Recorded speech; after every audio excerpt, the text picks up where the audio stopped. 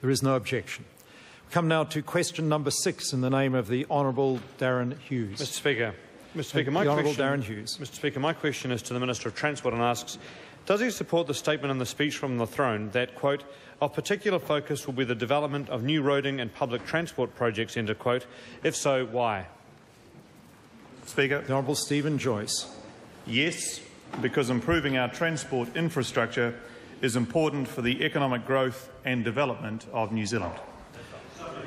The Honourable Darren Hughes. Supplementary to the Minister. Why did he grandly announce over the summer that he was bringing forward the construction of the Kopu Bridge to the 2010 financial year, when the previous government had already announced that that would be the year it would start to the Waikato Regional Transport Committee?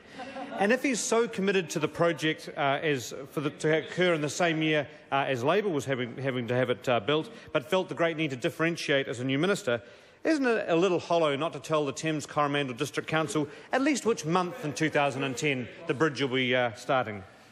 The Honourable Stephen Joyce.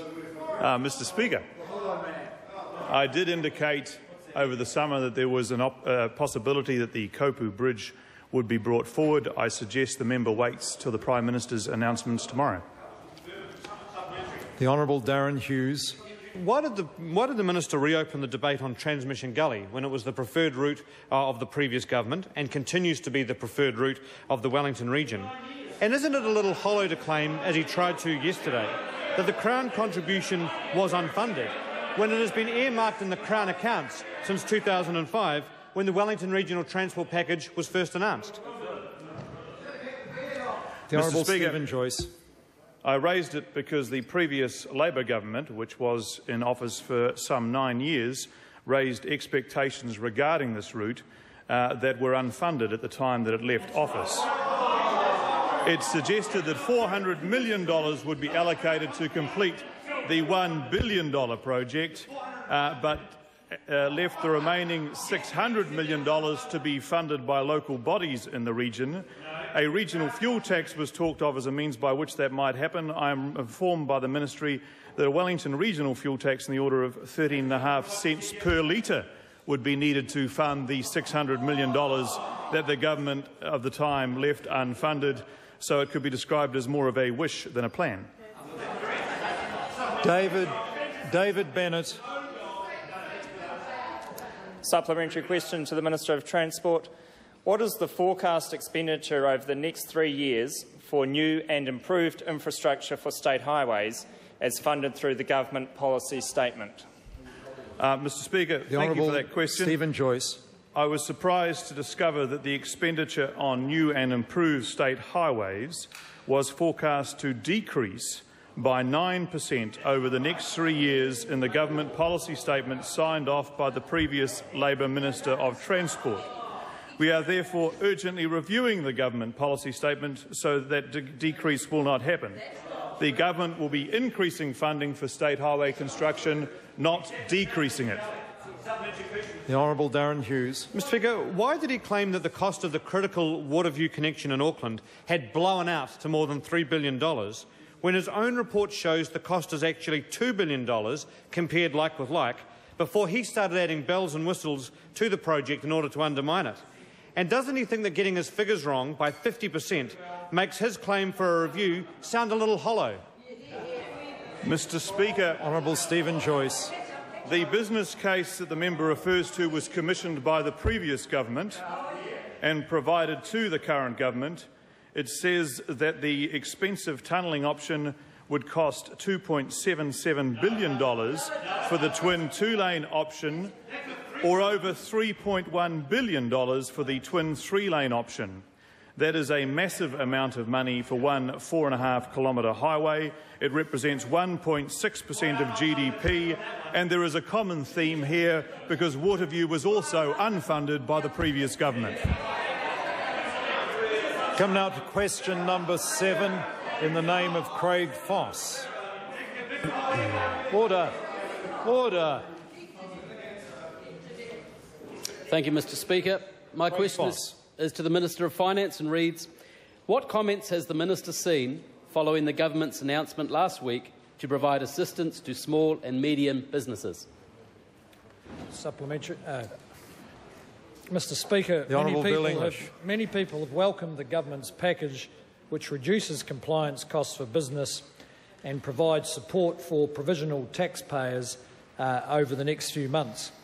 Among the comments I have seen are those from Claire Massey, Director of New Zealand Centre for Research into SMEs, who says it's sending a signal that we are listening, we can help, we are thinking about what we can do to reduce the pressure points.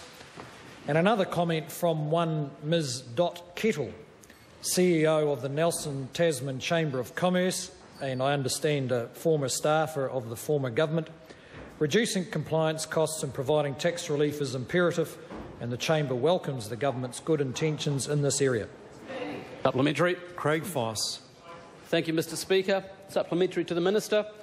What further comments has the Minister seen following the government's announcement last week to provide assistance to small and medium businesses?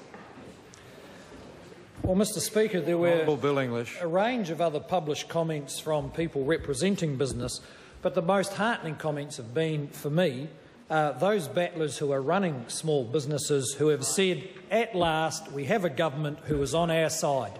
The Honourable David Cunliffe. Mr Speaker, to the Minister, has the Minister seen comment from Mr Brian Gaynor in the Weekend Herald that the Australian government's approach to the current downturn makes our response to the economic crisis look extremely cautious and conservative? Or that from John Armstrong in the same paper, the $480 million package was widely welcomed as long overdue, but likely to be a drop in the bucket when the crunch comes? Or from the National Business Review, describing it as, quote, largely mundane? And does he now agree that these measures, while positive, largely reflect Labor's pre-election announcements and incentives and in no way reflect a sufficient response to the coming grave economic crisis? Yes and no. Order. The Minister might just call prior to answering a question. Thank you. The Honourable Jim Annetton. Does the Minister accept the analysis that the $480 million package for medium-sized businesses over 4 years, for the 220,000 small to medium-sized businesses there are, amounts to $10.50 a week, which would hardly buy a big packet of peanuts at the supermarket? Mr Speaker. Honourable Bill English. Mr Speaker, the package sets out what are reasonable measures that will benefit a range of businesses. Some of them are measures that the previous government had come up with, but the significant ones are related to the provisional tax the requirements around the next payments in May, and that will leave $250 million, or $250 million, in the bank accounts of businesses. That's about as far as the government can go at the moment without heading down a path of incurring large deficits and ever-increasing debt. Craig Foss. Thank you, Mr Speaker. Supplementary to the Minister. How does the government's small-medium enterprise package fit with its jobs and growth plan for managing the economy through the recession? Mr Speaker, this package fits along with a number of initiatives designed to protect people from the sharp edge of recession, but to also, in the long run, to ensure that we prepare our economy for recovery. Businesses across New Zealand have told us that these are reasonable and responsible measures, and are pleased to see these measures taken alongside significant changes to the RMA, reductions in tax and further spending on infrastructure.